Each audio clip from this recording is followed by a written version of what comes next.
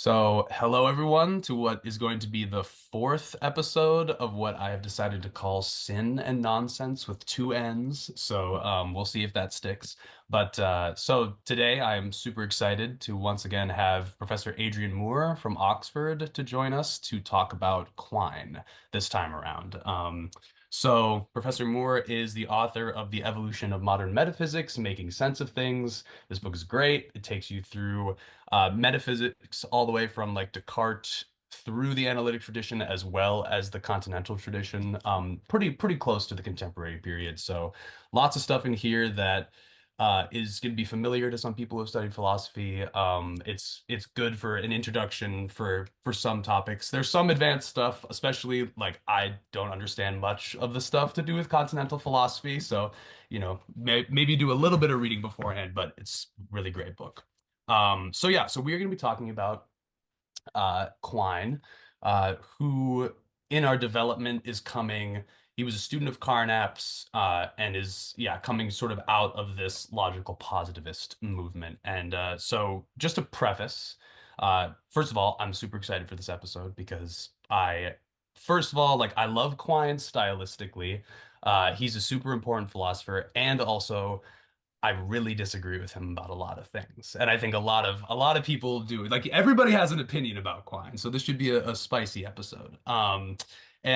But I will say, just as a preface, that I have only read this book by Quine so far. So I haven't read his later book, Word and Object. So some stuff may come up from there. So I might be looking to you a little bit more, Professor Moore, on some of the stuff from his later work. But yeah, so we can just jump right into the questions. And let me see. Let me get them pulled up here. Okay, actually, before we get into Quine, let me just really quick run down, in general, the view of analytic philosophy or just of philosophy that's been emerging from Frege, to Wittgenstein to Carnap, and in general, super broad characterization, but we're getting a view of philosophy, specifically in its relation to natural science, where basically philosophy is not part of the sciences. It's not a science. It's not coming through with basically we've got these things that are assertions, propositions, thoughts, whatever you want to call them, the bearers of truth and falsity. And what the scientists are doing are figuring out which of these things are true and which of them are false. Their scientists' job is to figure out truth and falsity, whereas which of our assertions are true and false, etc. And what philosophers are doing is they're trying to figure out what our assertions mean. So we've got a study of meaning on the one hand, and then a study of which ones are true or false on the other hand. And there's a pretty clear distinction between the two. In fact, there is a clear distinction between the two. I'm pretty sure, Wittgenstein says in the tractate, it's just, philosophy is not a science, just straight up. So that's the view that we're entering into. And basically one way of thinking about this distinction is in terms of the analytic synthetic distinction, where you have some truths that are truths of meaning, which are analytic. And that's basically like the realm of philosophy. We're studying what things mean. We're analyzing thoughts. We're trying to clarify what we mean when we say things to basically clear up confusion. And then what the scientists are doing is they're looking into synthetic truths. They're trying to find out truths about the world that are substantial. And within that, the sort of general idea of meanings that is emerging is that each sentence has or it's going to bottom out ultimately in these sort of atomic sentences that are basically they represent the world as being a certain way. That's what meaning is. Meaning is when our assertions represent the world as being a certain way, and then truth is when the world is as our assertions represent the world as being, essentially. So that's a very quick overview of the landscape. And is there anything that you would want to add to that leading into this? Or No, you're doing my work for me, and I think that is a helpful background. Thanks. Yeah. okay, good, great. Well then, yeah, and we can clarify any of that if necessary, but I think that that's a quick rundown. So now, given where we're at, Quine enters the picture. And so first things is that in your chapter, you identify three currents that are in just sort of Quine's general philosophical disposition. What are those three currents? Let's just start there. Good. Okay, well, let me say something about those three currents. But first of all, before I do that, first of all, let me thank you for your kind introduction and the kind things that you said about my book, which I appreciate. And let me also echo what you said about Quine. I mean, there's no doubt that everybody does have a view about Quine. He's an enormously influential 20th century philosopher who made a real impact on the discipline, and people have a view about him, even if the view is that they violently disagree with his doctrines. Um, he is an influential philosopher. He is a significant philosopher, and he's such a pleasure to read. I Oh mean, my gosh. as you pointed out, I mean, it's the epitome of stylistic elegance. It really is. At least I think so, and obviously you think so as well. I mean, I do know people who find him irritating to Yep, read, I do too. actually. So your audience are going to have to make their own minds up if they haven't already made their minds up. If they haven't yet had a chance to read Quine. But suffice to say, I'm very much on your side of that debate. I think it's a positive pleasure to read Quine's work on purely stylistic grounds, quite apart from the philosophical stimulation that you get out of Right. it. Um, but anyway, yeah, you're right that one thing I try and do in my book is identify three strands in Quine's philosophy that I think characterize it. And I identify them as three isms. It seems to me that there are three isms that he subscribes to: um, empiricism, physicalism, and naturalism. Actually, probably I won't do them in that order. I'll probably do them in the order empiricism, naturalism, and physicalism. Um, and the empiricism is partly, largely, um, a matter of what he shares with his predecessors. I mean, you just set the scene, the philosophical scene, as it was when Quine entered onto the scene. And I think we'll go on to see various ways in which he's disagreeing with his predecessors. But there's a basic empiricism that was already very much in the air and that he takes on board. Now, by no means all of his predecessors were empiricists, but the person who had the greatest influence on him, namely Carnap, was. And the empiricism that you find in Quine is inherited from Carnap. And there's various ways of defining empiricism, and there's various ways in which Quine himself defines it. Um, but I myself like to put this in terms of the idea of sense making. That's one of the recurring themes in my book. Um, and I think a nice pithy definition of empiricism that probably serves our purposes is that it's the view that sense making is always derived from sense experience. Um, and there's a kind of, I mean, that definition is itself a sort of fluid, um, somewhat indeterminate one, because, you know, the devil is now in the detail of what you mean by sense making. And in a way, I think that's a virtue of the definition, because there are various different things going on in empiricism. There's the view that making linguistic sense depends on a connection with sense experience. And Yep. this is the kind of view that you found in the logical positivists. Um, Sentences are just not meaningful unless they answer to sense experience in a certain way. But then there's a kind of epistemic view as well, that a belief doesn't deserve to count as knowledge or doesn't deserve to be called knowledge unless it's got a certain grounding in sense experience. And both of these elements are there in Quine.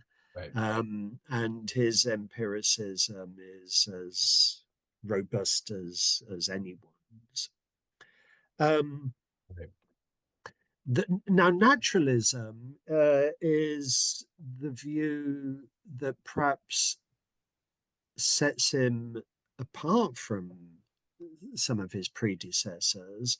Um, and the way, again, the way that I like to define it is in terms of sense making. And I think we can define it as the view that the way to make sense of things is the way of natural science. Right. Um, and if philosophy is anything, it's going to be of a piece with natural science. I mean, the background that you just sketched was a background in which people were distinguishing sharply between philosophy and the natural sciences.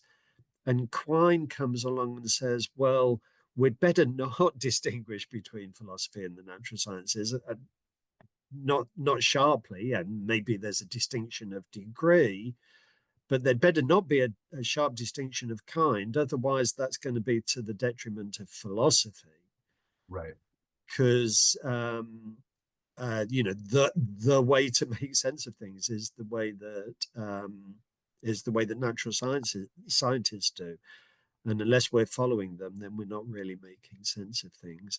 And you mentioned Wittgenstein, but I Yeah. think it is also instructive actually to go all the way back to Descartes, Hmm. um, because one of the things that Descartes was keen to do was to give a kind of philosophical underpinning to science, to natural science, um, to take a philosophical step back and ask how natural science can be justified, and to do so in fundamentally philosophical terms.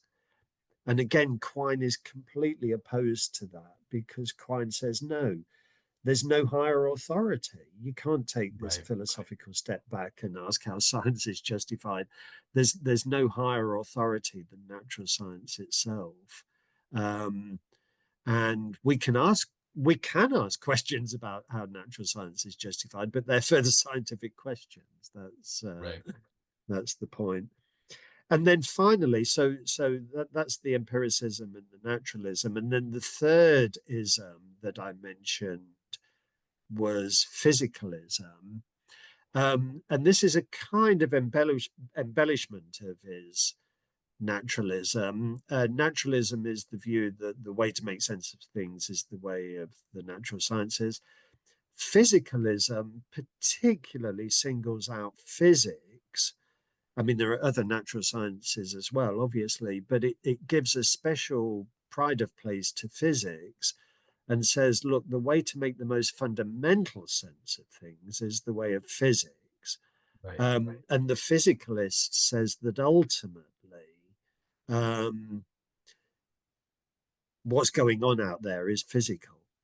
Yeah. Um, if any sentence, if any claim that we make is true, it's true ultimately because of how things are physically. So a chemist, for example, may have their own independent way of proceeding. I mean, the claim is not that chemistry is reducible to physics. Maybe it is, maybe it isn't. That's not the claim. The chemist may be doing things that are irreducible to physics, but the claim is that if the chemist nevertheless is mapping how reality is, it's because of how reality is physically. Right. So those chemical truths are ultimately based on what's going on with those physical entities, the atoms or the quarks or whatever, however far down we have to dig. Right. So those are the three isms that I identified in my chapter on Quine. So one thing that the first thing that I want to say, just like as a headline, is that as you pointed out, like there's a lot of similarities with what's coming before in the analytic tradition. And like physicalism is a view that most people, I mean, pretty much all, at least of the positivists, are going to hold, I think. But regardless, like that's going to be a pretty popular view. Certainly just the idea that in general, we're looking at a very empiricist pro science movement is basically what I'm trying to say. And that, like, Yeah, the early analytics are seeing all this stuff that's happened in philosophy and all the speculative philosophy that's gone before, and they're like, this is basically all of it's nonsense, like science is great. And then, they sort of reconceive the discipline of philosophy as like, again, distinct from science, but something that's very complementary to science, and something that can be basically like, we're going to be the little handmaiden of science, sort of, and like, we're just trying to be helpful. And I just always see Quine as like, like, again, like the analytics are so happy that they finally have found a place for philosophy that can be like sort of respectable and close to the sciences. And then Quine is like, well, here's the one thing that I disagree with you on, and yeah, it's that you still, even just analyzing linguistic meaning, you can't have it. Like, you have to yeah, be scientists if you want yeah, to, and that's always just like so like, but the point being, like, there's a lot of agreement there, especially obviously, like, as you were saying, like, I mean, right away, like the empiricism and the semantic empiricism, that's going to come into play um in just a moment here. But yeah, so but the big difference is his naturalism, which, again, like, on the face of it, even that you might not think is going to be in tension with what some of the early analytics are saying. But what really makes his naturalism cutting is this idea, as what you're saying, of like, we cannot make sense of things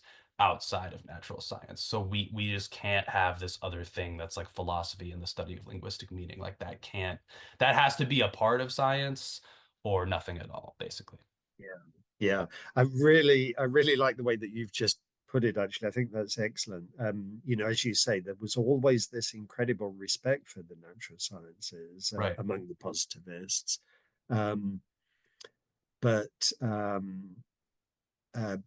but they saw themselves as being able to play a role alongside the natural sciences, and the role of handmaiden, as it was often put. Right.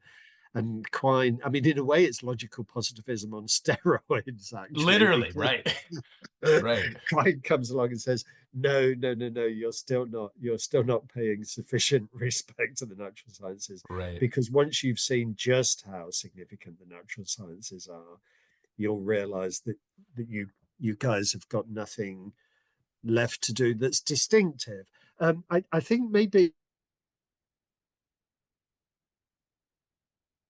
Oh, something that I said sorry. in passing earlier, which is that there is still scope in Quine for some really interesting distinctions of degree.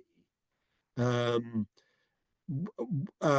what he's hostile to is the idea that there are these sharp distinctions of kind. Um, Yes. Right. so the logical positivists did see a very distinctive role for philosophy, which did involve a distinction of kind, and Right. Quine repudiates that.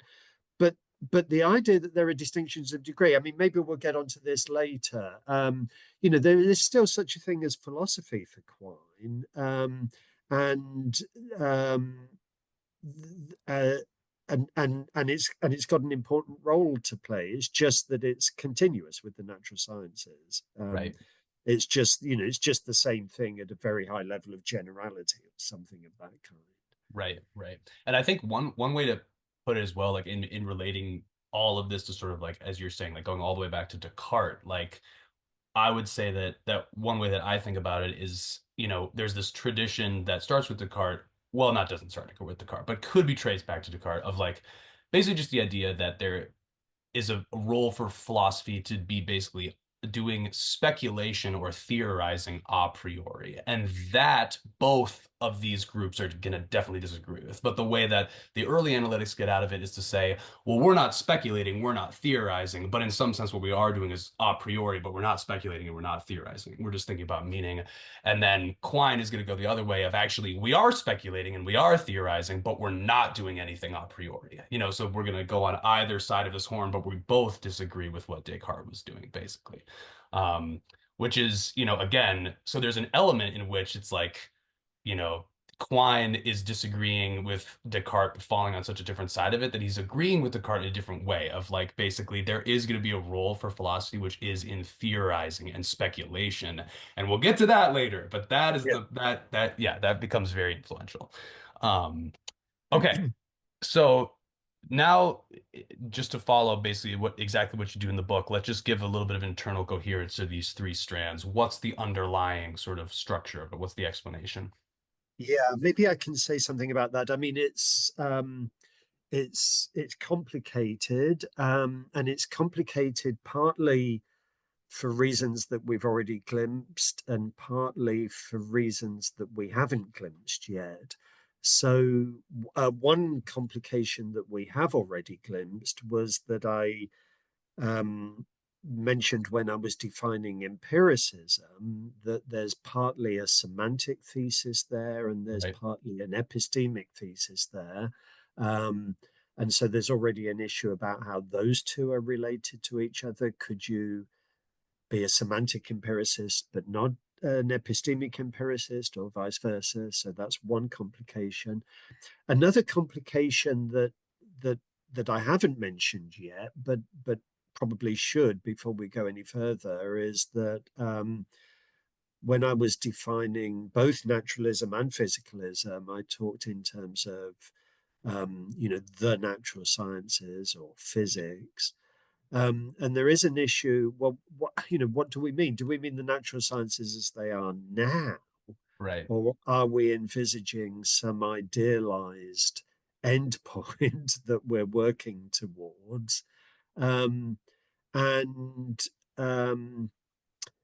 that might make a difference. You might think, well, um, uh, the way to make sense of things is the way that an idealized natural science would make sense of things.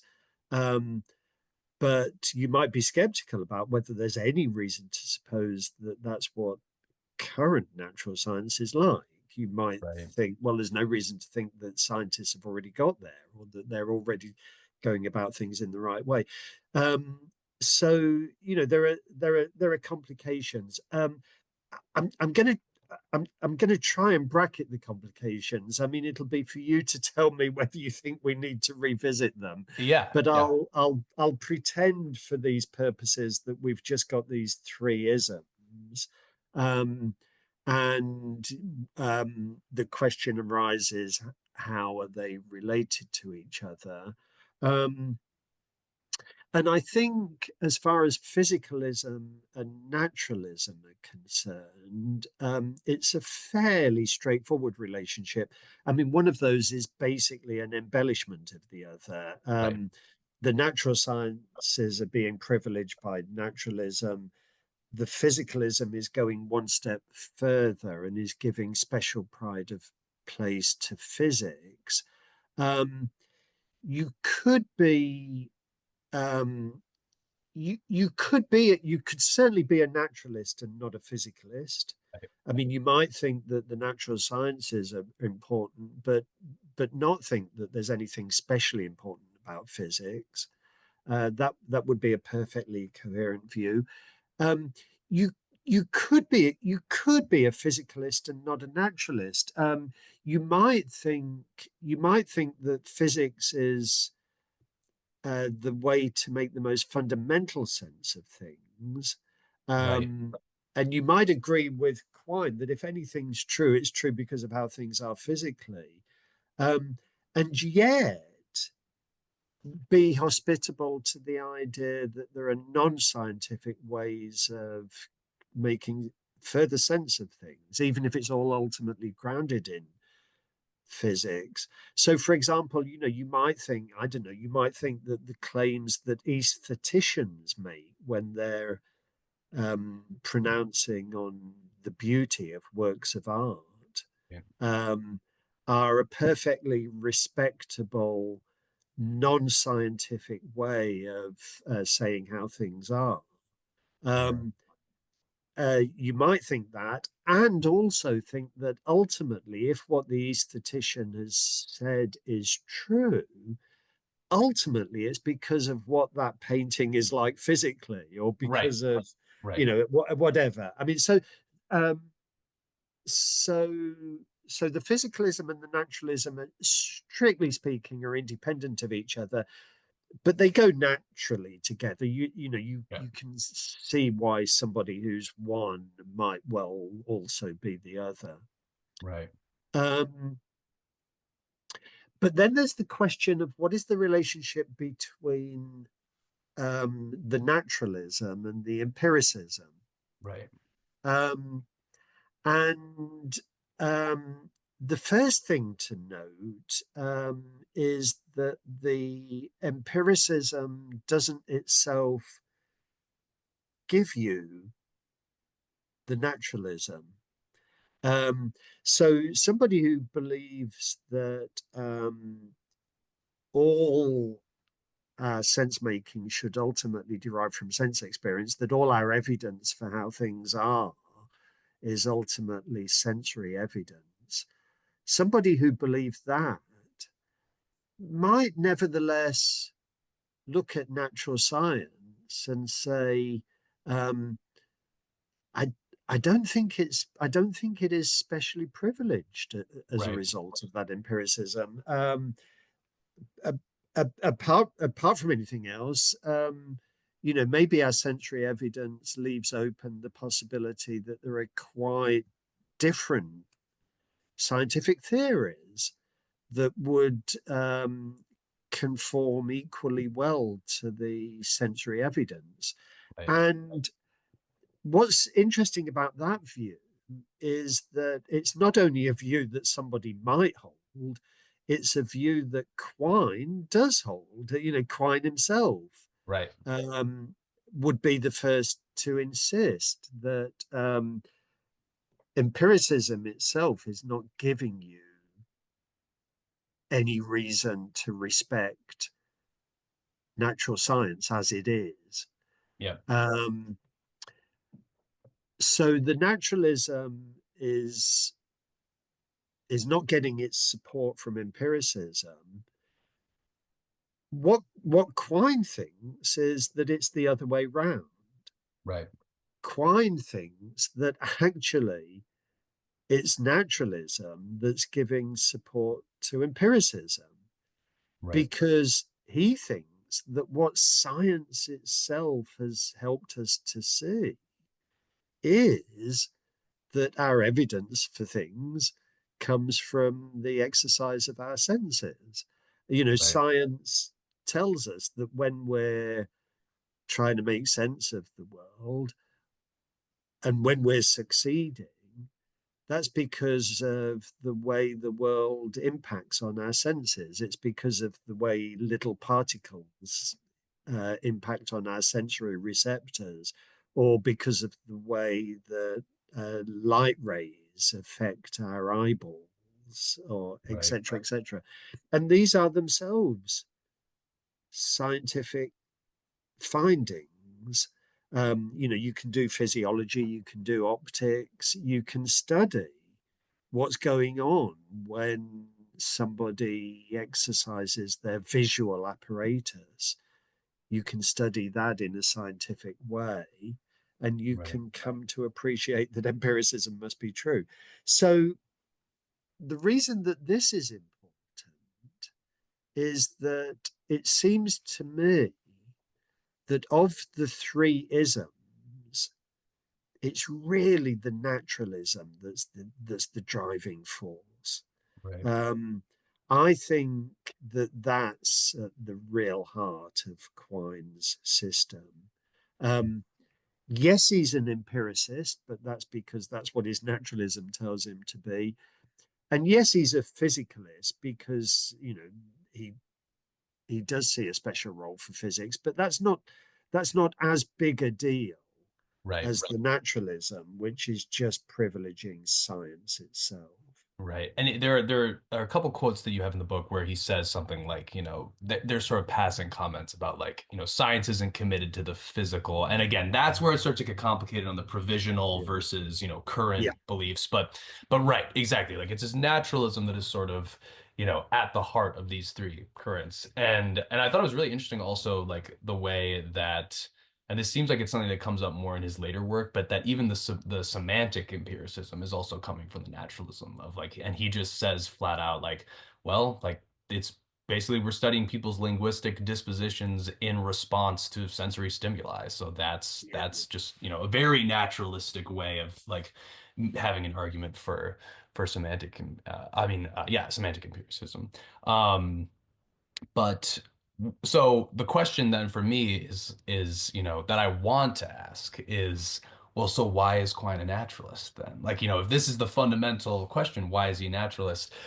Because and you talk about this a little bit in the book on Quine's part, and then there's also I think it's in Ayer's Language, Truth, and Logic. He gives a similar sort of argument of like, well, the reason that we're naturalists and the reason that we need to follow science is because they're the most successful so far. Like that's just kind of like the rational underpinning of why to be naturalist. But what I think is really interesting is that when you really think about what we've just talked about this whole time, and as you made the point about like, we can't be Descartes, we can't have an underlying justification for the natural sciences.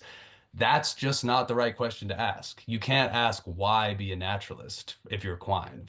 And that was the part of your chapter that I was really like, well, this is super interesting. Of there is no justification for Quine. Quine's like, we just have to be naturalists. So could you say a little bit about that? Yeah, I mean, I think it's a really good question that you've raised, and I think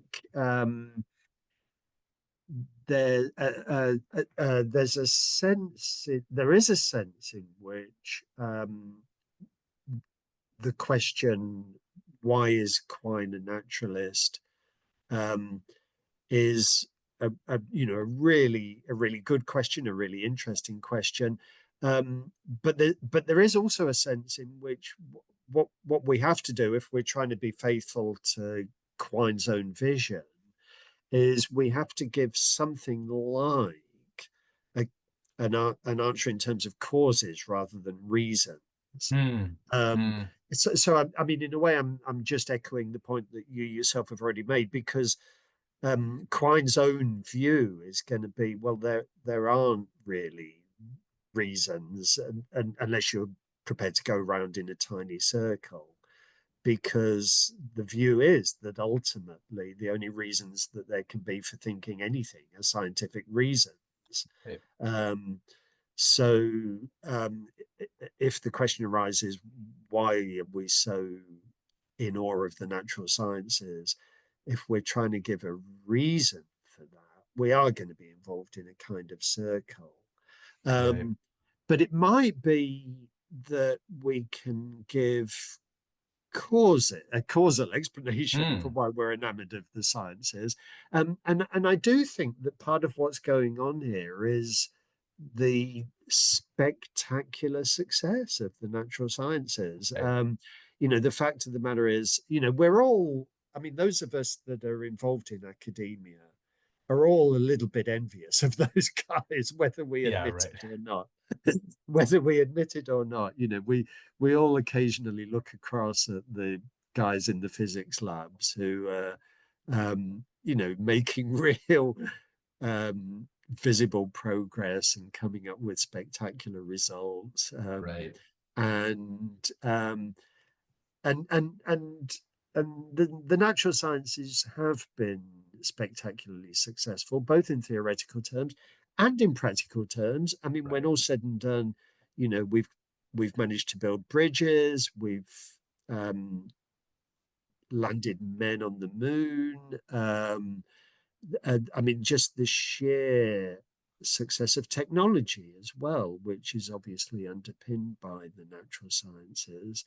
Um, and it's hard not to have you know considerable respect for all of that. Right.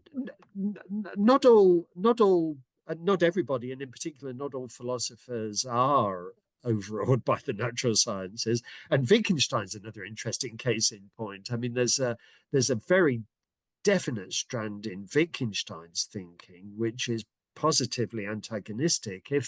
if not Yeah, right, towards the natural sciences, then certainly towards the cockiness of the natural sciences. right, Um, so, I mean, I don't want to give the impression that, we're all totally in awe of those guys. right, Um, but but when people are in awe of those guys, you can understand why.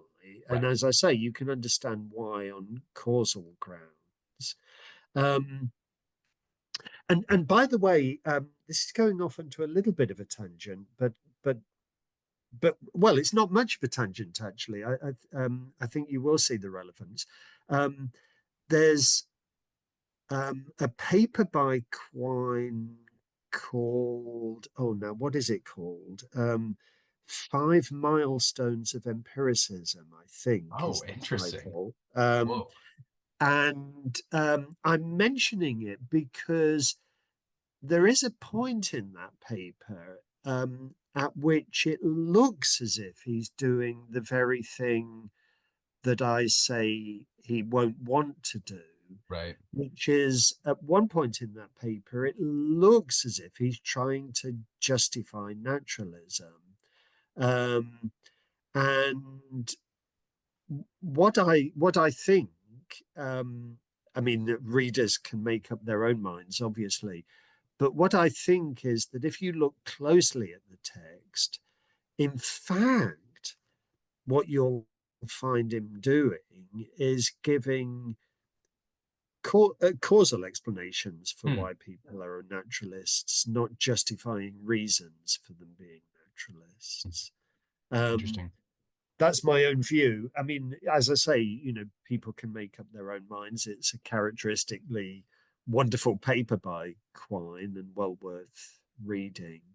Um, but certainly superficially, it does look as if it goes against what I'm saying on Quine's behalf. But my own view, for what it's worth, is that actually it's in line with what I'm trying to say on Quine's behalf. Okay. Okay. Yeah, I mean, just this conversation about like shifting from an sort of outlook of like reasons, capital R versus causes is very, very interesting. And well, I'm sure we'll get to that a little bit more at the end, but I mean, in Two Dogmas, he talks of, which is we're about to talk about that paper, very, very important paper, but he talks about the idea of like each person has her own scientific heritage and basically just starts out life with that. And I think that this is kind of getting to the idea, and I'm interested to see if this is what you mean in the causal sense, but just like, he really traces it back all the way to just like, this is how you start. You've got this setup, and you're basically just trying to, make that system and that science that you have as best as you possibly can, and basically your set of beliefs. But like there's no way to get outside of that, so it's basically just like you have to be a naturalist in that sense, because it's just like this is just the situation you're in, and you just have to try to, yeah, basically create the most coherent, best working system that you can to make sense of the world from your Yeah, own I mean, perspective. actually, if I can just pick up on that, Yeah, so that yeah, that's a really good point that you've made, and despite everything that I've said, um, there is at least scope there for turning this into a kind of reason for being a naturalist. sure. Um, the reason being that there just is no alternative. Right. Yes, exactly. So Exactly. yeah, so Quine's gonna say, and sometimes he does talk in this way. I mean, Quine's gonna say, well, no alternative. I mean, there's certainly no alternative to the following. Taking our scientific beliefs very seriously, Right. as the um, as giving us a good account of what the world's like. I mean, that falls short of naturalism because that's compatible with the view that there are other ways to make sense of things as Right. well. But certainly, if you're Descartes, for example, wanting to sort of take a step back from our scientific beliefs, putting them on hold for the time being and trying to keep a completely open mind about whether they're true or not, and seeing whether you can go about vindicating them in some distinctive philosophical way. Well, Quine's going to say you just can't do that. You can't jump out of them because if you jump out of them, there's nowhere to jump. And he's got this famous image that he often invokes. He says it's a little bit like being on a ship out at sea. Right. The ship represents, our basic beliefs about what the world's like. Um, and we might decide that we want to revise it in some particular way. We may come to the conclusion that what we thought yesterday isn't entirely accurate and that we Right. need to meddle with our beliefs in some way. Um, and then the analogy is, well, okay, so that's a little bit like the sailors on the ship replacing one of the planks in the ship because it's got rotten and needs to be Right. replaced. And they can do that while they're out at sea, but they can't do the thing that they would be able to do if they were on dry land, which is sort Right. of get outside the ship altogether and start from scratch. They can't do that because they are out at sea. Right. And if you do the kind of thing that Descartes did, jump outside the ship altogether, then you're going to drown. Yeah. That's Right. that's the view. Um, so there is a sense in which the naturalism has a kind of justification along the lines of, well, what's the alternative? But but um, but I still don't think it's a complete justification for the reason that I gave, which is that still falls short of the thesis that there's no other way to make sense of things. Right. Um, Right. and that seems to me to only have a causal explanation, not a justification in Quine's view. Interesting. Interesting. Okay. Um, yeah, the causal explanation thing is really like I'm gonna have to think about that. But and yeah, just this idea of like yeah, right. We have a certain point of departure basically that we have, and we can start there. But that falls short, as you're saying, okay, of the full sort of justification for naturalism. All right, well then let's move on to see how we've got a view of what Quine thinks and how Quine thinks, and the central tension between him and his predecessors, which is going to be that he has this naturalistic view where it's all sense making is a part of science. So that could just be, he could leave it at basically, I just disagree with these people and that's all, and you can go do your thing. But he actually produces a very, I mean, depending on what you think about it, but at least a very influential and thought of as a quite a powerful argument for why basically the analytic philosophy that precedes him is like cannot be sustained and that it eventually like is going to have to give way to naturalism. And that's the argument that he gives in Two Dogmas. So I would love to talk about that now. Yeah, do you want to just take a crack at it and then we'll kind of jab in at different points? Yeah. Okay. Well, Cool. let me try and take a crack at it, and obviously you can chip in Yeah. as well. I mean, it is probably the most famous article in 20th century analytic philosophy. Two Dogmas of Empiricism is its title, and it's justifiably famous. I mean, it's a very significant article. And it does, as you rightly point out, it does show Quine reacting against his predecessors, despite what he has in common with them. There are certain things that he wants to take issue with. Um, and so, as I say, the title of the piece is Two Dogmas of Empiricism. And basically, I mean, we've already talked about empiricism in this very discussion, But basically, what Quine means by empiricism in this context is logical positivism. Right. So the particular form that empiricism took among his predecessors. And again, we've already talked about that because you made the point very effectively, I think, that his predecessors were also enamored of the natural sciences, but thought that there was something distinctive that philosophy could do. And I think it's worth mentioning mathematics as well, Mm, yeah. because his predecessors were also struck by the fact that they needed to tell um, a distinctive kind of story about mathematics, um, or so it seemed to them, because there they were trying to be empiricist, both in semantic terms and in epistemological terms, everything ultimately grounded in sense experience.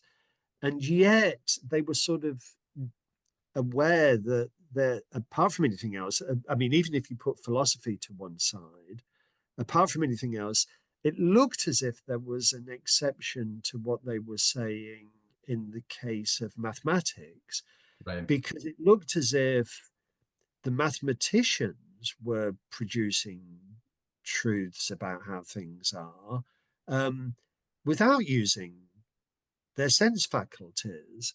Um, they didn't need to sort of go out and look or listen or taste or smell or touch or anything like that. Um, I mean, they had physical props, no doubt pen and paper were helpful. Right. Um, Right. but these were just props. Basically, these guys were just thinking.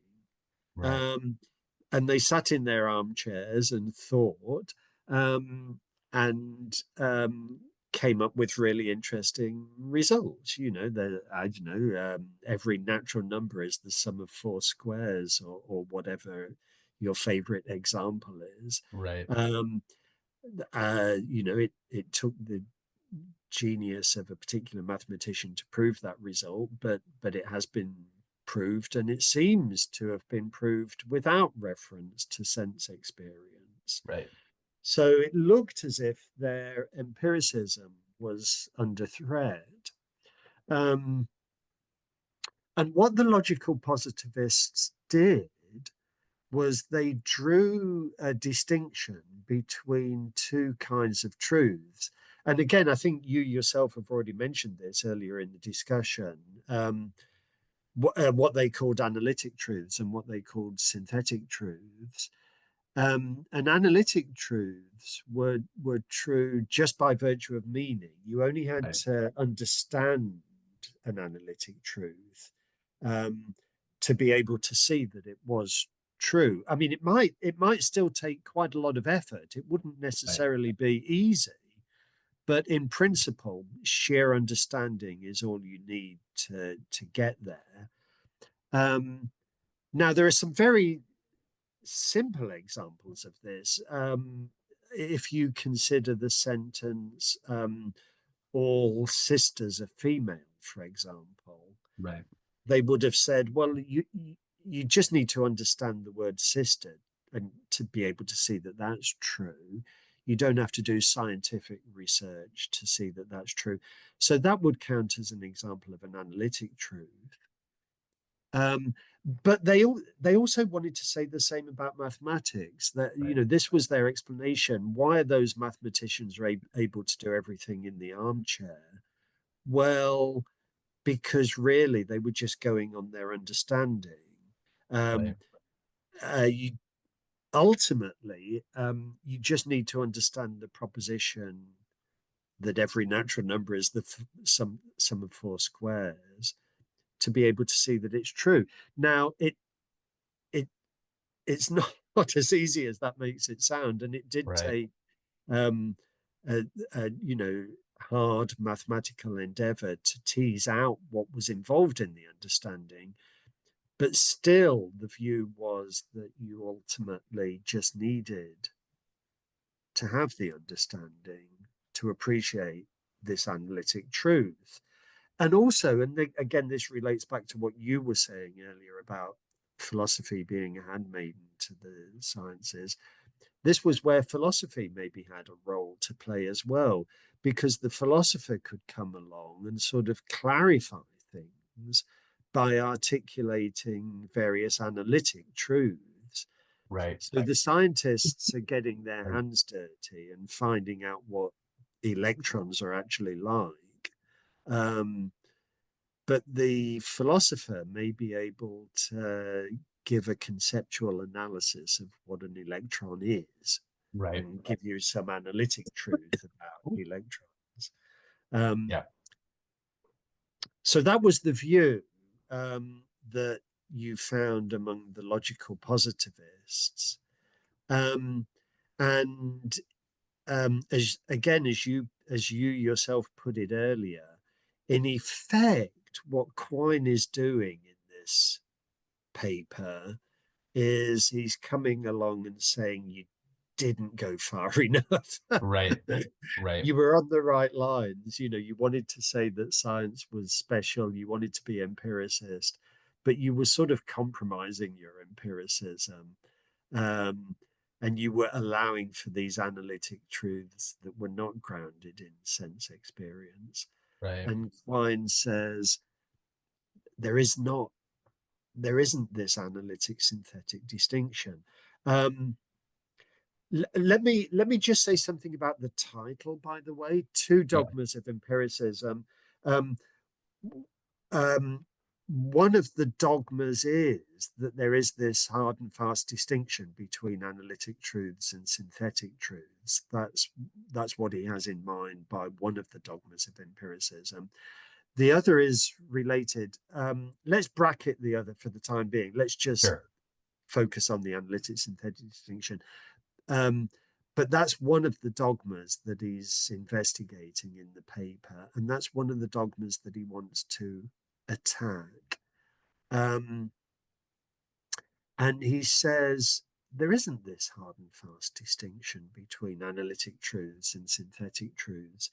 What there is, and this goes back to something that I was trying to emphasize earlier, what there is there's a perfectly legitimate distinction of degree to be drawn Right. um, between how sensitive something is to sense experience, um, or how much it would require for observation to make us change our minds about something.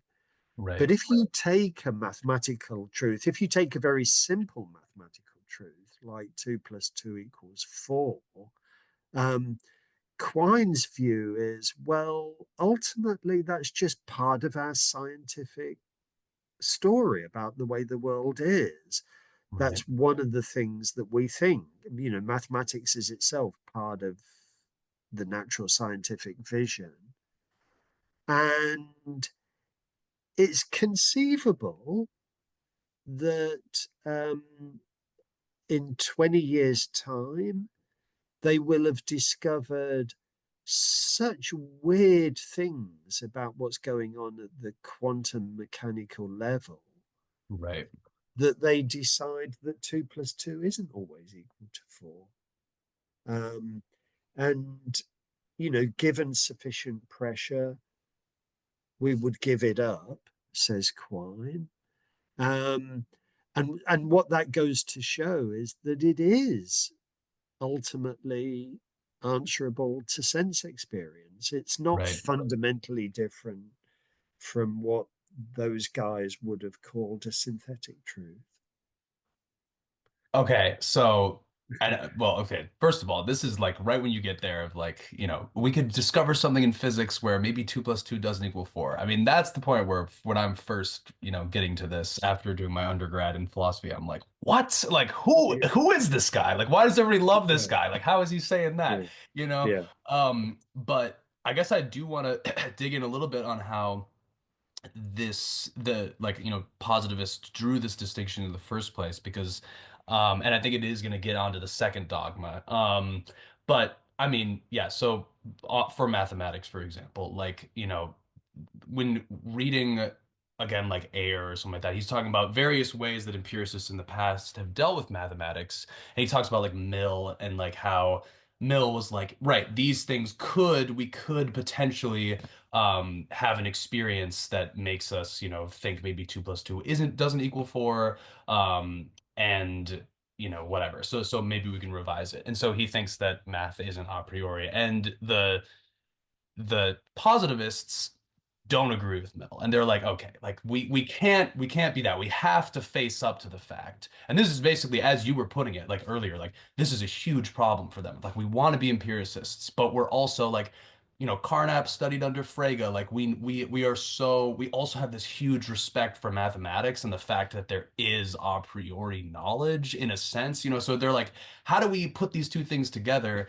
And so they think again, they're just happy as clams because they're like, we figured out a way that we can have a priori knowledge, which is that we can have it be that these all this a priori stuff is just truths of meaning. And so again, also then with their theory of meaning, they're verificationists. So they think that each statement has a range of sense experiences that would confirm or deny it, and basically that's the meaning of that individual sentence. And so for these a priori truths, a very easy way to say, okay, what's the difference between an analytic and synthetic truth? It's like, well, the analytic truths are the ones that are true no matter what course of sense experience happens. Like no matter what course of sense experience occurs, you would never revise that one. So again, we don't need to worry about this Mill guy, whatever. And again, the explanation we're going to give for why that's the case is because it's about the way that we use symbols and meaning and all that kind of stuff. And the way that that gets worked out is going to be different in various cases. But like, that's a fundamental part of this whole story is that, all right, again, we've got this sort of like it kind of going back to what we talked about in our last video of like each sentence has a meaning, and those meanings are going to be can be composed up and up in various logical transformations until we get some that are basically just empty. And so, I mean, Wittgenstein says something about how they're not confirmed or denied by experience, but Carnap is going to say no, like these are confirmed by all courses of experience, whatever. But that then, the semantic empiricism part of it is where Quine gets his hooks in. And so that's sort of like, again, like just as a general sort of, I don't know, like my first pass thought coming into this is like, well, definitely like the million view is wrong.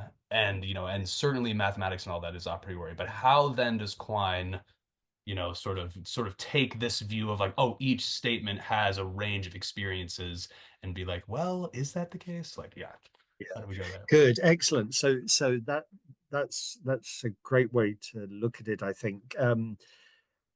There's a sense in which Quine is going back to Mill's view, and there's a sense in which he's not. Right, And this has to do with the difference between the two dogmas. right, So it looks a little bit like a reversion to Mill's view because of the rejection of the analytic synthetic distinction. Um, so it looks as if what Quine is saying is no, everything is to be tested by sense experience. right, Nothing is analytic. Um, and that looks like a reversion to Mill's view because Mill had said, even our belief that 2 plus 2 equals 4 is grounded in experience, and right, we could imagine circumstances in which we would have experienced things differently and would have had to say that 2 plus 2 is not equal to 4. So far so million, right? right, Um, but here's the respect in which it's not like Mill, and you've anticipated this. The second dogma of experience is that each statement has its meaning. right, Um, for each statement, there's a story that you can tell about um, the range of sense experience that would confirm it and the range of sense experience that would disconfirm it. Um, and it looks as if, I mean, maybe we're being unfair to Mill, maybe we are, Right. but it looks as if Mill is buying that dogma. Right. He's rejected the analytic synthetic distinction, but it looks as if he's doing so in a way that still clings on to the second dogma. Right. He wants to envisage the kind of circumstance in which we would say that 2 plus 2 was not equal to 4. Right. And Quine is rejecting both dogmas. And Quine comes along and says, look, there is no such thing as the range of experiences that would make us give up our belief that 2 plus 2 equals 4. Um, what happens is that our system of beliefs confront the world as a whole.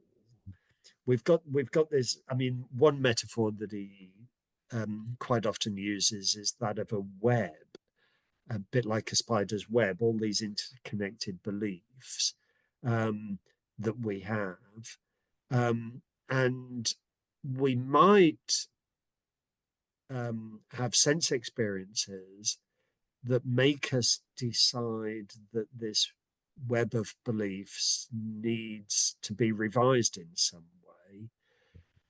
But then there's going to be some latitude, says Quine. Um, and there's always going to be some choice about what gets revised. You you might you might be more reluctant to give some stuff up than other stuff, Right. but whatever you're reluctant to give up, you could give up if push came to shove. Whatever you're ready to give up, you could cling on to if push came to shove. There's always various desiderata that are telling against each other. Um, and the choice is going to be made on largely pragmatic grounds. I mean, it's going to be Right. basically a question of, what's the most convenient, what's the thing that's going to be least disruptive, what's the most natural thing to say in this situation, etc., etc. But let's go back to the analytic synthetic distinction. Um, one thing that people often say is, and it's an incorrect thing to say, but what people often say is they often say that Quine is rejecting the analytic synthetic distinction in favor of the view that everything is synthetic. Hmm. Right. That's that people often put it that way. Now, that's what Mill was doing. I think Right. that's um, in a way, I think that is a good description of Mill's view. But it's definitely not Quine's view. Quine no more believes that everything is synthetic than he believes that everything is analytic. Hmm. Um, Yeah. he's giving up the distinction. So what that, and that's because of this holistic view of language. Anything that you um, reject, you could have clung on to. Right. Um, I mean, suppose that you were absolutely wedded to the belief that there was a pink elephant behind you at the moment. And I might say, Sean, don't be crazy. Turn round. You'll see that there's no pink elephant there. Um, and you might turn round and all you can see are the books on your shelf, but you might still insist that there's a pink elephant there. You might say, well, it's invisible. And I Right. might say, yeah, but if you reach out, you can't touch it either. And you might reach out and feel nothing and say, well, that's because it just ran away. I mean, that it gets more and more silly, admittedly, Yep. but in principle, there's nothing to stop you from clinging on to things if you want Right. to. Um, And conversely, says Quine, there's nothing to stop us from rejecting things if we want to. If we decided that it was going to be convenient to say that 2 + 2 was equal to 5 Right. because of the weird way that quarks are behaving or whatever, um, well, there's nothing to stop us from doing that. Yeah. And so the view is that there is no analytic synthetic distinction. Your beliefs confront experience as a whole. Um, and if you've got to revise something, you just choose on the spot, uh, on basically pragmatic grounds, what looks as if it's going to be the most convenient way to accommodate that new experience. Right. Right. Well, and I think that this gets to an interesting, like, sort of connection between the epistemic empiricism and the semantic empiricism of, I think that it's, at least for me, it was a pretty familiar idea in, like, epistemically of, like, basically the evidence, theory is underdetermined by evidence, basically. And this idea of, like, okay, like, you know if I try to think about, like, the evidence of, yeah, exactly, like us sitting here and talking, like, that's some evidence for the theory that, Sean and Professor Moore are having a Zoom conversation right now. But at the same time, that evidence doesn't make that definitively, justified. It's like, well, actually, maybe we'll find other evidence that tells us that there's a hallucination going on or something like that. So that's a pretty common idea. But then I think that making the connection between that and then, okay, but if you're also a semantic empiricist, what this is going to mean is that actually just the proposition itself, like Sean and Professor Moore are on Zoom together, that can't have a distinct, basically, set of, again, basically evidence that would make that somehow, that gives that its own meaning. Basically, you can't assign that, like, a distinct range, because as soon as you think about, basically, okay, what experiences, if the meaning of that proposition is based on what experiences would confirm or disconfirm it, then you think what experiences would confirm or disconfirm it. And again, then you have to go through this whole thought process of any example you give, basically, a counterexample can be given for a Yeah, case in which that range of experience could be happening, but also, actually, it's not, so that, I think that that was helpful for me to, like, recall just sort of the idea of the underdetermination of evidence in this sort of epistemic way, but then realize that that's sort of,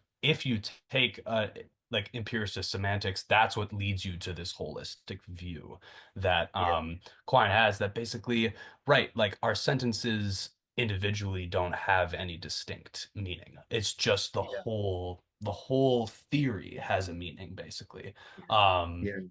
And if I can just, yeah, and if I can just yeah, say a little bit more about mathematics in connection with that, because yeah, please. mathematics is an important um, test case in all of this, partly because the logical positivists um, were exercised by it and felt that they had to tell a special story about mathematical truths. But Quine's view is that it's just really all basically part of science. Right. And Quine would obviously be the first to admit that um, 2 + 2 is equal to 4. He's going to say, well, as far as I'm concerned, Right. that is true. I'm not interested in challenging that. I'm just pointing out that if there was sufficient pressure, we might decide to give up that belief. But for the time being, there's nothing inclining us to give up 2 + 2 equals 4. Um, but if the question then arises, okay, Quine, so you're saying there's nothing yet to force us to give it up, but why do we believe it in the first place? Why do we think that 2 + 2 is equal to 4? Um, Quine's just going to be a naturalist at that point. He's going to say, we subscribe to mathematics, because it plays an absolutely indispensable role in natural science. Right. Um, Right. I mean, he's going to say that. He does say that. You know, this is famously his view about mathematics. So if the question arises, why do you accept mathematical truths? Quine's reply is going to be, well, you try doing physics without mathematics and see how Right. far Right. you get. You know, I mean, it really is playing a significant role in the natural sciences in a way that perhaps uh, philosophy isn't, or Right. philosophy as it used to be conceived. Um, Right. but mathematicians are earning their keep. Um, Now, all well and good, you might say, as far as applied mathematics is concerned, but what about very, very pure mathematics? I mean, some of the guys down there in the maths department um, are are doing mathematics that looks as if it doesn't have much of a role to play in the natural sciences. You know, what do you think about that, Mr. Quine? Yeah. Right. Um, and um, and actually, I think it's a little bit of an embarrassment for Quine that there Hmm. is uh, as much pure mathematics as there is. Um, but uh, but he, I mean, to be fair to Quine, he does confront the question, and his reply is that actually it's indirectly helping the applied mathematician because it's never completely isolated. Um, the pure mathematics connects with applied mathematics, and it's all helping to make the whole thing as elegant and as smooth as possible. Right. Something along those lines. Um, and if there was mathematics that really was pure, I mean, if there were people down there in the maths faculty whose work really didn't seem to connect in any way with anything that anybody else was doing, I think, I'm pretty Hmm. sure that That's interesting. Quine would bite the bullet at that point and say, well, they're just playing games in that case. Hmm. Hmm. And they're Right. not uttering truths about reality. Right. Even I if think that, they're working out things that are connected to that enterprise. well, so the even if qualification is important. I mean, so I was deliberately envisaging people whose work seemed to have no connection with anything Okay. Okay. else. Sure. Um, Sure. I mean, you know, maybe seem to have no connection is the operative phrase, and maybe Right. Quine will say, well, who knows? You know, it may seem to have no connection. Maybe in 30 years' time, we will have discovered a connection. Right. And so it's all part of the overall picture for that reason. Right. Yeah, Right. Well, I almost would want to say that no, I mean this is where it starts to get a little like shaky, but that he would want to say that basically it has to be part of like the natural sciences. Like as long as we believe it, like any of our beliefs, again, because we can't like pull apart our beliefs. They're just all one yeah, holistic thing, I yeah. guess. No, I mean, yeah, no, I think that's exactly right. I mean, in my own rather clumsy way, I think that was the point I was trying to make. That, okay, yeah, absolutely. yeah, yeah. I mean, if we're prepared to talk about mathematical truth at all, Right. then the naturalism kicks in. The way Yeah. to make sense of things is the way of natural science. So if there's such a thing as mathematical truth, it's got to be because ultimately Right. it's connecting with the natural sciences. Um, and then my suggestion was that maybe you could eventually reach the point where you wanted to say that what these mathematicians are doing is so clearly not Interesting. related to natural science, Sure. and perhaps has no prospect of ever being related to natural science, by then you have to do a modus tollens and say, Sure. okay, so they're not uttering truths in that case. Right. Right. They're just Right. play. They really are just playing games. Got it. Got it.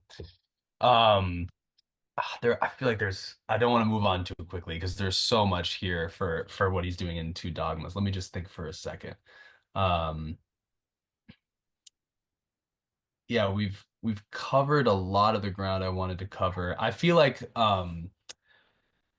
I wanted to make the just the argument. Well, I guess okay, here's my sort of like bone to pick. Well, I have many, but one of them is that is the argument in Two Dogmas basically um I'm trying to think about basically the dialectic here of like who's vulnerable to this argument because I think that that's one thing that really shocks me about it is that a lot of people take it to have refuted the analytic synthetic distinction. And again, on my reading, what's really pivotal is that you have a verificationist theory of meaning here. And that underdetermination kicks in and then all of a sudden, spreads to all your beliefs and all of a sudden you're a meaning holist. But if you're not a verificationist about meaning, is Quine's argument does he have any leg to stand on? Because that another thing that's interesting about it, I guess, for me is that like if you go with the reading that I'm coming at it with, and that the semantic empiricism is a very necessary premise of Quine's argument, then you're also getting sort of his naturalistic view of things from his semantic empiricism, which is interesting, and we can talk about that. But is that how do you see that verificationist principle being very pivotal to his argument, or do you think that what he's saying has a broader scope?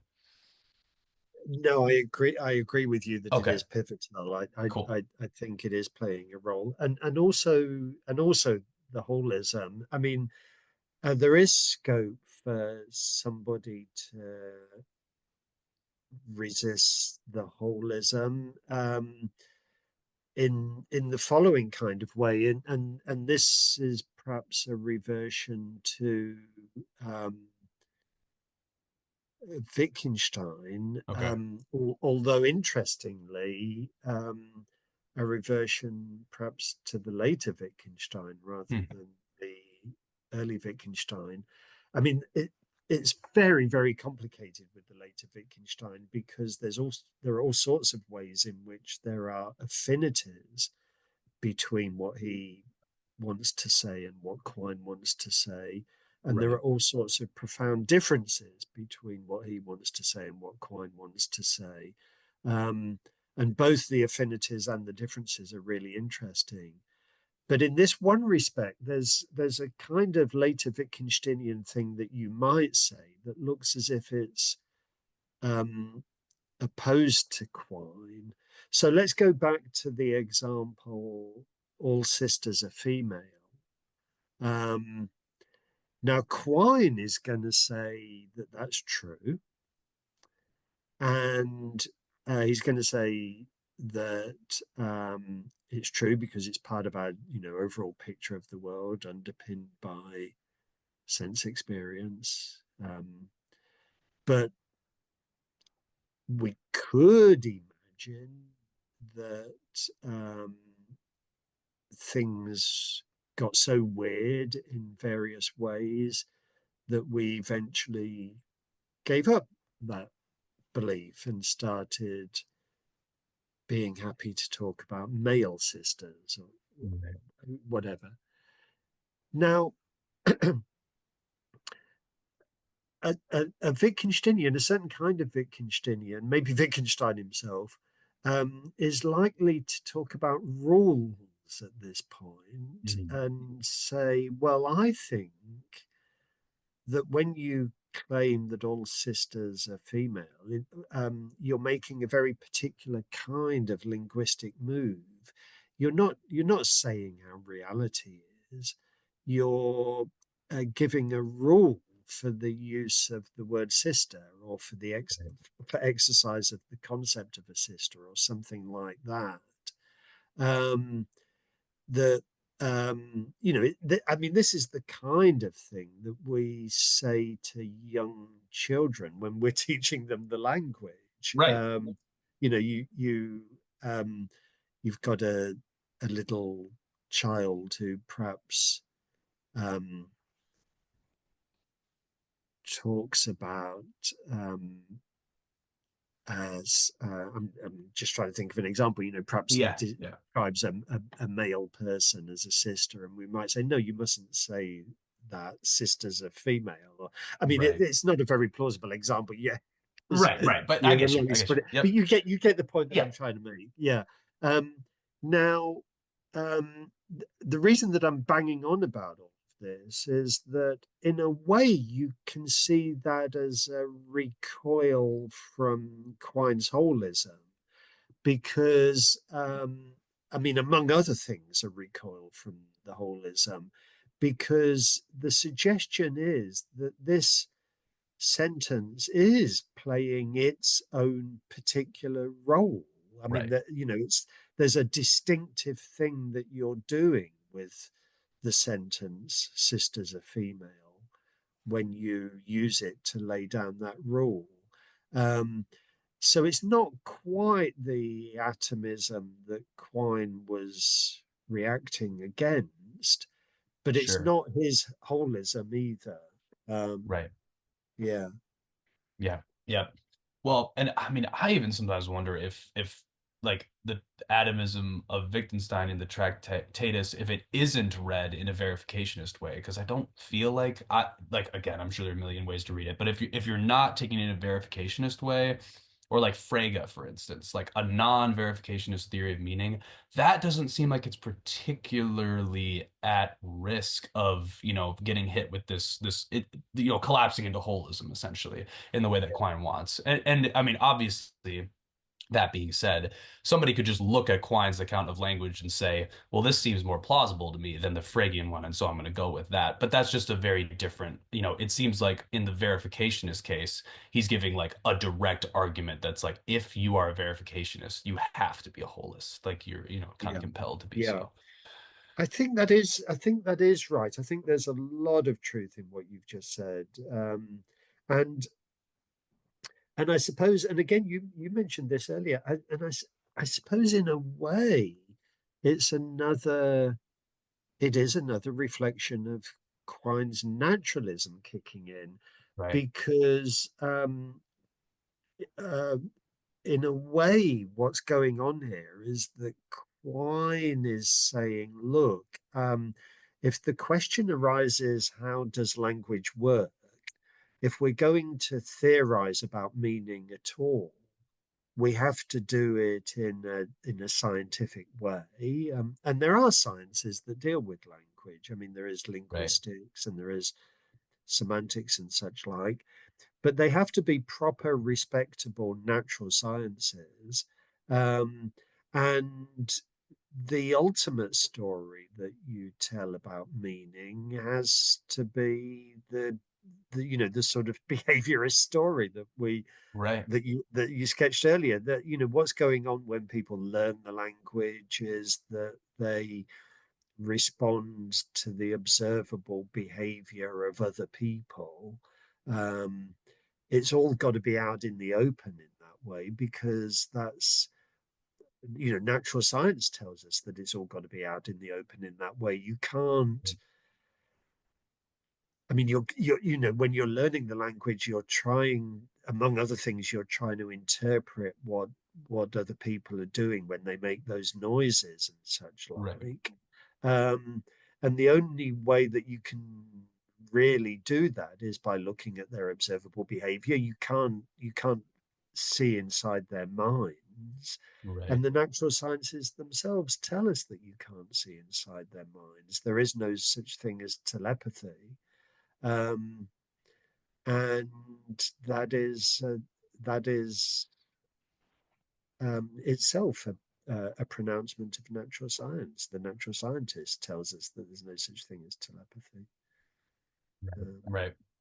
do Yeah. I mean telepathy? Which, yes, I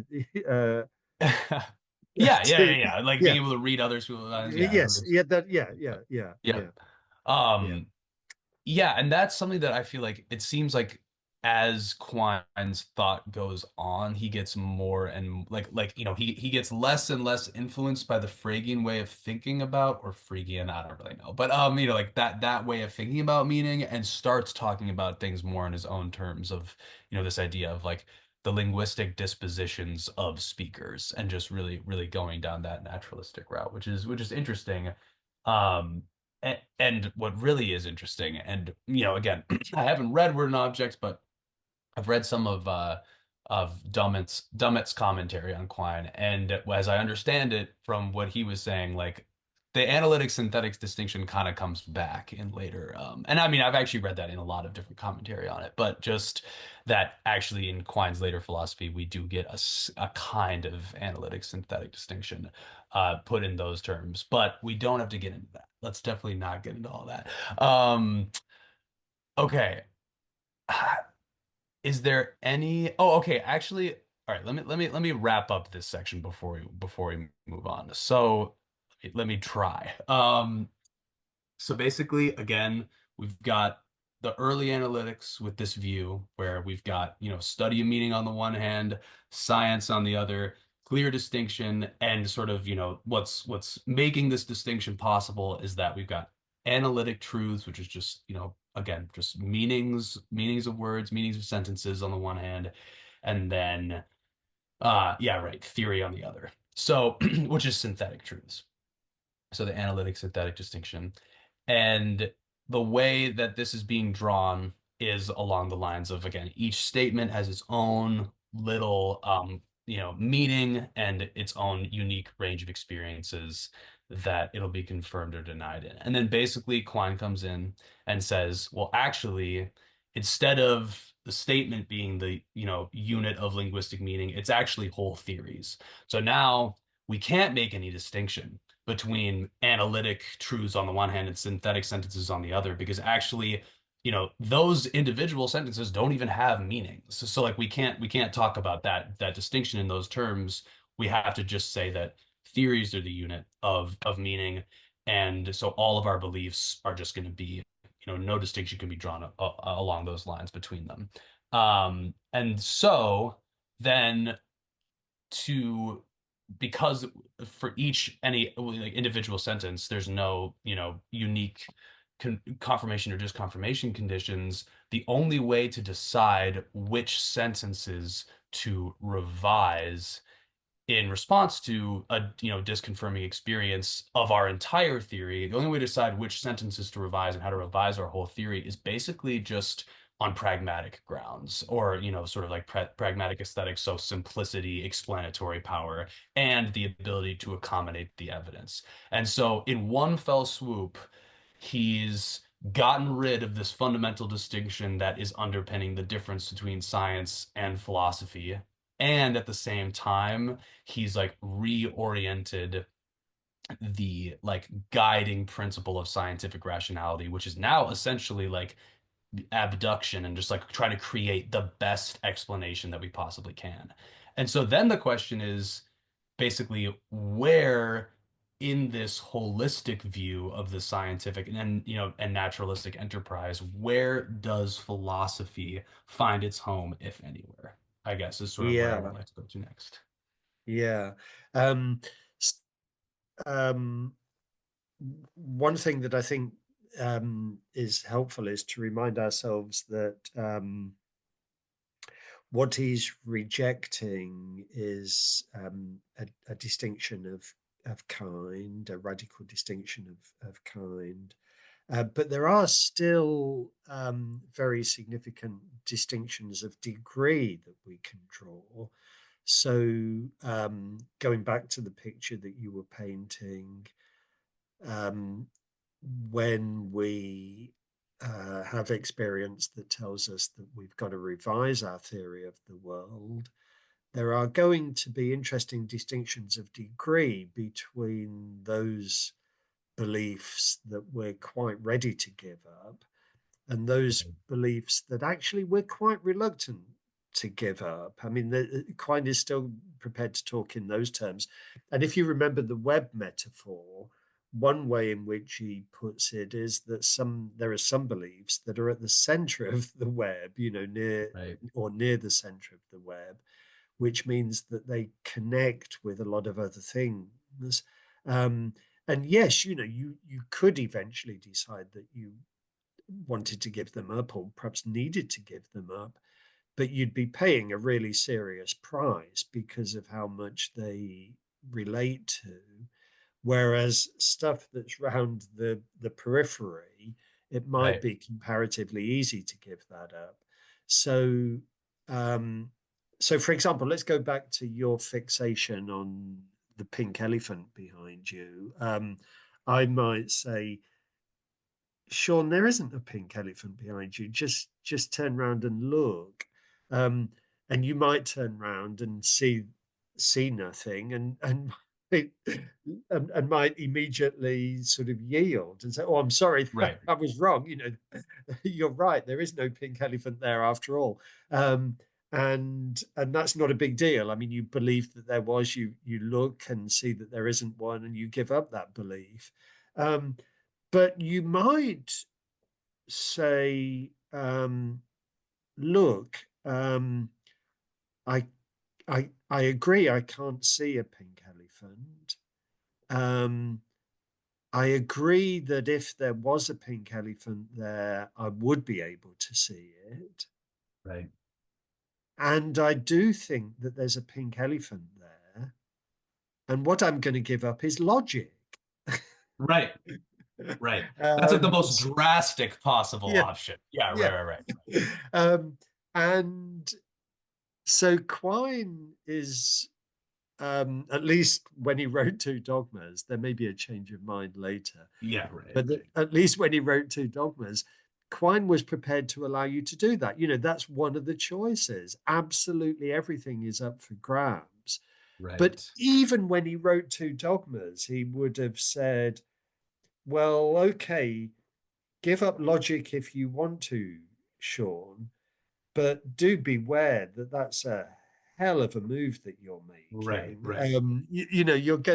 You're gonna really have your work cut out now to make sense of the world. I mean, once you've deprived yourself of basic logical truths, you're going to have to tell a whole new story about how statements connect with each other, and what exactly do you mean when you say that if there's a pink elephant there, I would be able to see it, blah blah blah blah blah. Right. Whereas if you were only prepared to give up your belief that there is a pink elephant there, that's you're done and dusted. That's as much Right. as you need to do. And Quine is going to say, far be it from me to dictate to you, but I suspect that you'll find that that's the easier move. Right. Right. um, so and so these are distinctions of degree. That's the point that I'm wanting to emphasize. Yep. Yep. Um, Now I'm embarrassed to admit that I've forgotten what your question was, Oh, all because good. that All was a good. yeah. Well, I kind of wanted to run on this for a second, but actually, Yeah. no. Let me figure out what the question was. I think I was asking basically, oh yeah, where's the role of the philosopher in this Oh, sort of oh, oh, oh, like good. vision? Yes, yes, yes, yes, yes. Good. Yes, that's right. Yes, so that was all a preamble. That was your Right. question, and that was all a preamble. But the reason that I went in for that preamble was to emphasize that there are still distinctions of degree, Right. even though Exactly. he's given up various distinctions of kind. Hmm. Um, and so there is a role for the philosopher because there are some very, very general questions that we can raise about the nature of reality, about our system of beliefs. Um, the the scientists out there do the really hard empirical work, but we still need to, I mean, even they need to decide how to formulate their theories. Right. Um, Even they need to make the sorts of decisions that we were just talking about. If their experiments um, are surprise them in various ways and are uncooperative, uh, so that they find that they have to revise their theories. Even the scientists will have to decide what's the best way to revise a theory. And the philosopher can play a role by operating at a very high level of generality, and making some claims about how best to formulate theories, and Right. what's likely to be what's likely to be helpful to cling on to, Right. um, and what is likely to be worth giving up. And indeed, the very conversation that we've just been having, I mean, the thing that we've spent the last hour and a half doing, is an example of the kind of philosophical conversation that Quine would be happy to subscribe to, Hmm. because we've been reflecting on the nature of natural science and its relation to sense experience and all of that.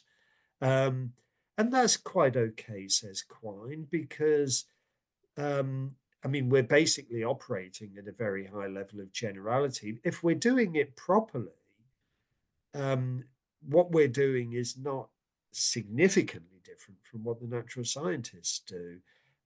It's just different in degree, but not in Right. kind. Right. Mm.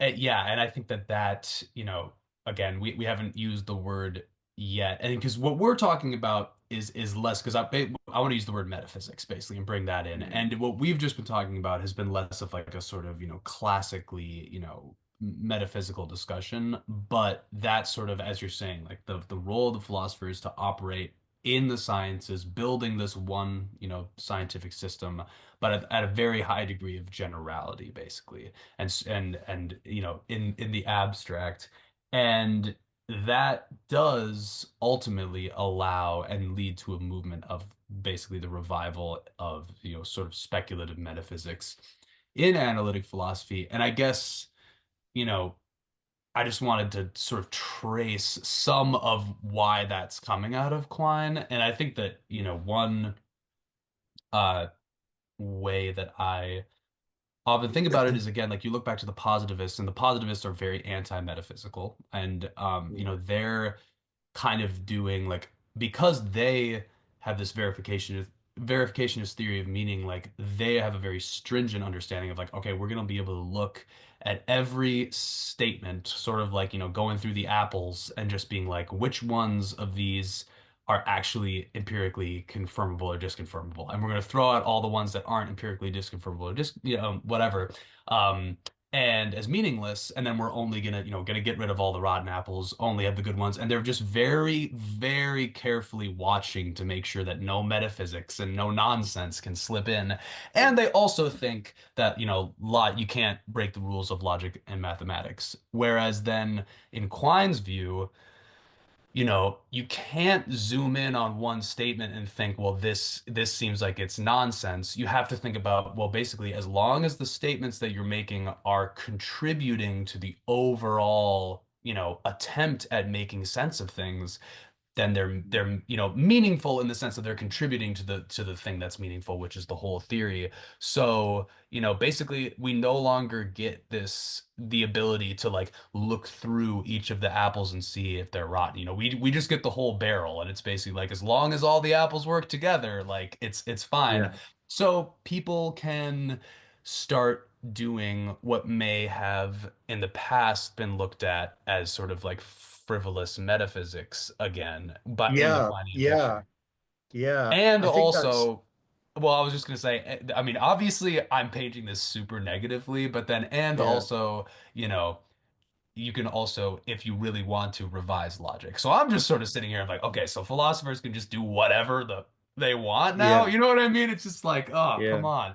But anyways, yeah, what Yeah. were you gonna say? Well, but I think there's a really neat example of exactly what you're talking about. I mean, as it happens, uh, not not an example of um, Quine wanting to revise logic, because as it happens, Right. he's as passionate an advocate of classical logic as anybody. I mean, he doesn't think that we're under pressure to give it up, when people one by one have suggested that we are, he firmly resists it. Right. But what he does do is something that is very very much in line with what you were just saying, which is, there are examples of Quine doing something that looks like bog standard old fashioned metaphysics, Right. Right. of the kind that the positivists, might well have thought that they'd finally got rid of. So, for example, there's a debate about whether we should think of physical objects as um, three-dimensional Right. things that persist through time, or four-dimensional worms that have a temporal dimension as well as their three spatial dimensions. Now, you might well think that that that's an example of a completely arid metaphysical debate that we shouldn't be having any longer. Right. But Quine contributes to this debate. I mean, Quine has his own view, and as it happens, he's in favor of the second of these alternatives. He likes to think of physical objects as four-dimensional worms. Um, so it looks for all the world as if he's doing bog standard old-fashioned metaphysics, but um, you you put it very well. What's going on there? I mean, it's because he thinks that is the picture that fits in best with Right. the whole of the rest of natural science. By the time Right. you've taken into account special relativity and general relativity and blah blah blah, you eventually reach the point that you do want to think of time as just a fourth dimension, and it's then helpful to think of physical objects as four-dimensional things that etc etc. I mean, Right. let's not worry about the details, and Yeah. people may Yep. or may not agree, but yeah. Right. But no, um that's a great example of the difference. Because right, like on the positivist outlook, like just zooming in on that sentence alone, like, yeah pedantism or endurantism, you're sort of like, well, is there any experience that could possibly Exactly. decide between these two things? No. Exactly. I mean that exactly. I mean that's what the positivists would have said, wouldn't they? Right. They would have said this is a classic example of something that's meaningless.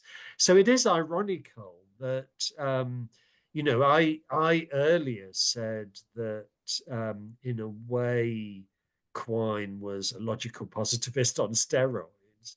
Right. Um, and so this is very ironical because yes, in a way that's true.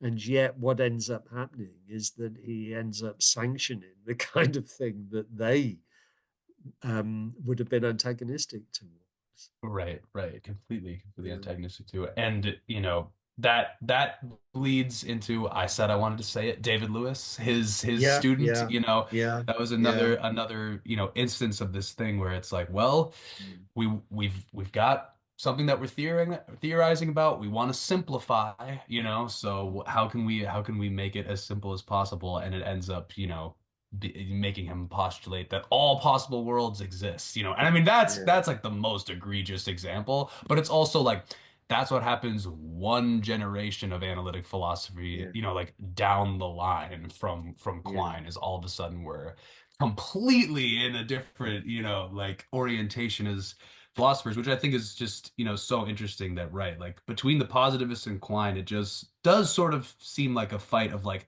who loves science more, you know what I mean? And yeah, then like, yeah, but the effect that Quine ultimately has is then like now there's just like, theoretically it's all connected to the natural sciences again in this holistic way, but there's so much metaphysics that seems to have, you know, basically nothing to do with what's happening in the natural sciences, which, yeah.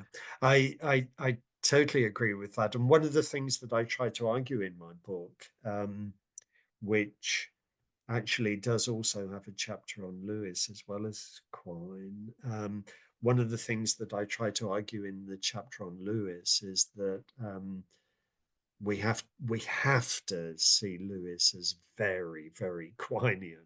Yeah. I mean, he's often portrayed as very unquinian because it sounds a lot of the time as if he's prepared to say things that Quine wouldn't say. And he is prepared to say things that Yeah. Quine wouldn't say.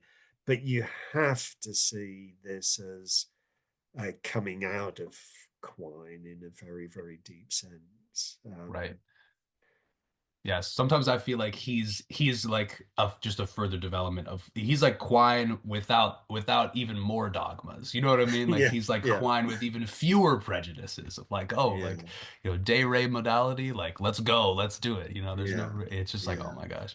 And yeah, I mean yeah. obviously, yeah. I mean, I've got my own philosophical sympathies obviously, so we don't need to go down that road. But Can I just make a purely pragmatic point, please, yeah. which is um, I need to go in about 10 minutes time, Okay, got it, got it.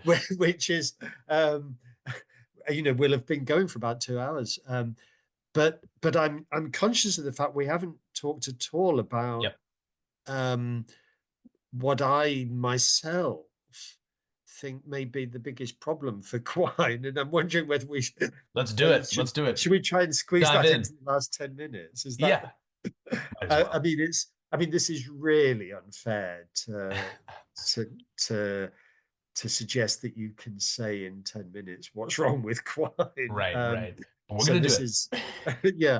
So this is very sketchy because I mean, there's no doubt he's a great philosopher, and it's a remarkable systematic vision that he's presenting us Yeah. with, and it's a very powerful vision.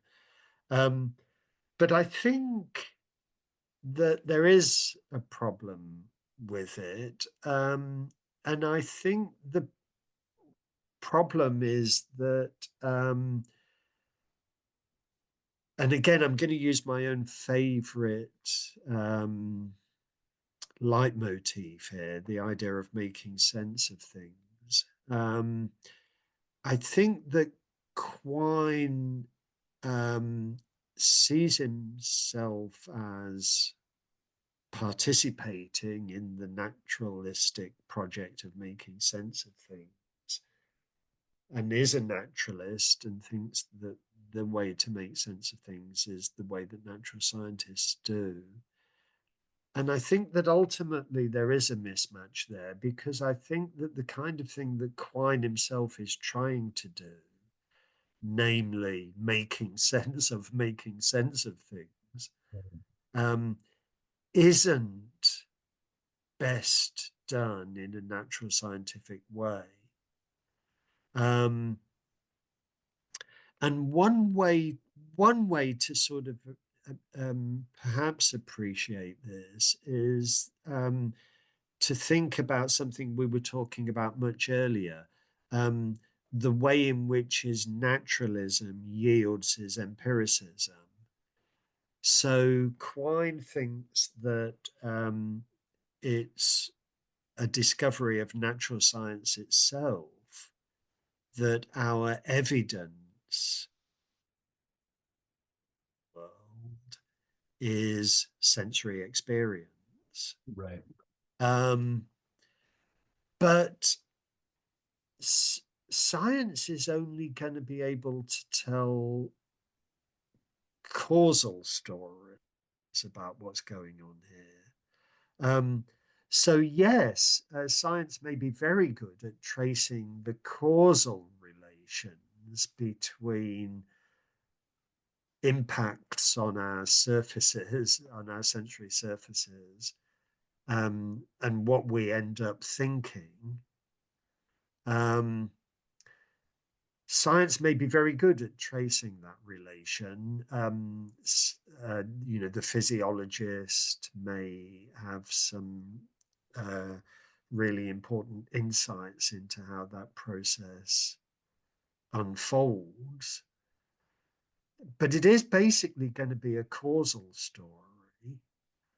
So Quine is going to cast in the role of evidence something that stands in a causal relation to what we think about reality. And the complaint is that that's not really a good story for how we make sense of things. Because what we want is something that stands in a logical relation to how Right. we make, to what we believe about reality, not a causal relation. When we ask what's our evidence for this goes back to something we were talking about earlier. Yep. We want reasons, not Yep. causes. Um, so if uh, you turn round and decide that there's not a pink elephant there, or if you turn round and decide that there's a bookcase there with books in, what's your reason for coming to that conclusion? Um, I don't think it is going to be ultimately satisfactory to just talk about the various light rays that are hitting your eyeball, because those are not a reason for anything. Um, Somehow we've got to accommodate the fact that you experience the world as being a certain way. Right.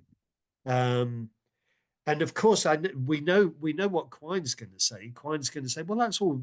That's fine. Science can uh, deal with all of that. Science can talk about how you experience the world, but I don't think it can in the right way." Right. Um, I mean, science, for sure, we all respect science. We all respect physiology in particular. We all um, acknowledge how much science can tell us about vision and about the way that eyeballs work and so on and so forth. But science can't tell you what's ultimately underpinning your beliefs about the world, um, even insofar as what you're interested in is the beliefs that are based on vision. Right. That's that's that's the complaint. Now I mean, obviously I've put it very, very, very schematically, and Right. I mean nothing that I have just said would upset Quine. I mean, he would not feel threatened by this at all. He would have his own naturalistic story that he would still want to tell. Um, So, I'm far from wanting to suggest that there's a knockdown argument here against Quine. But for what it's worth, that's a sketch of my own fundamental reservation about the whole thing. Right. Right. That if we don't have a sense of like basically something that has some sort of like representational content in some Yeah, way, yeah, then that's really the object of making sense of things, yeah. really ultimately. That's the view. Yeah. I mean, I say a Yeah, little bit more about this in the book, you do. although anybody that's on Quine's side Right. will still not feel that I've said enough. I mean, Right. I go into a bit more detail, but it's still not going to be enough to win anybody over. Um, but I do rely on other people's work, and Yeah. some of the other people have gone into much more detail. So one person, for example, that I cite is John McDowell. Yep. And there's fascinating work by John McDowell that I think really does put pressure on Quine's view. Yeah. Um, yeah. Okay, just in the last couple minutes, can I ask just sort of anthropologically, is Quine's influence big in the UK? Would you say? I think it is. I Okay, think it got it. is.